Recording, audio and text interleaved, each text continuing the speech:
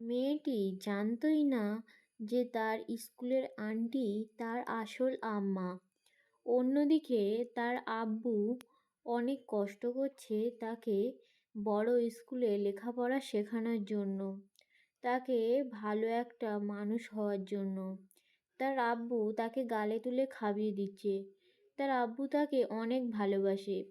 কিন্তু সে একদিন বায়না করল যে তার আম্মু কোথায় গেছে, কিন্তু তার আব্বু কিছুই বলে না।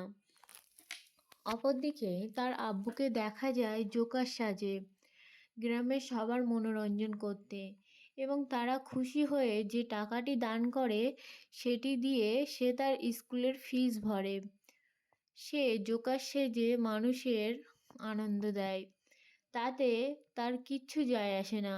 সে চায় তার মেয়েটি যেন একটু ভালো স্কুলে পড়াশুনো করে, সে যেন মানুষের মতো মানুষ হয়। তার অতীতের একটি দৃশ্য এখানে তুলে ধরা হয়েছে, যেখানে সেই মেয়েটি অনেক ছোট ছিল এবং তার আব্বু একটা ফেরিওয়ালা ছিল। হঠাৎ তাদের সংসারে একটা ঝামেলা হয় এবং তারা বিচ্ছেদ হয়ে যায়।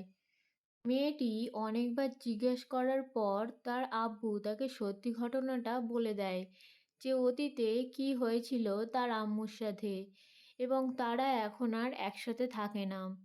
এবং পরে সে মেয়েটি তার নিজের আম্মুকেও চিনতে পারে যে সেই স্কুলের আন্টিটাই তার আম্মু।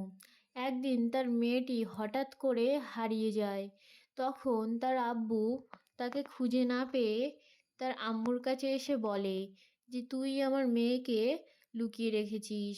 কিন্তু তারা পরে জানতে পারে একটা গুন্ডা তাদেরকে আটকে রেখেছে। পার্ট 2-তে আমরা সেটাই দেখতে পাবো।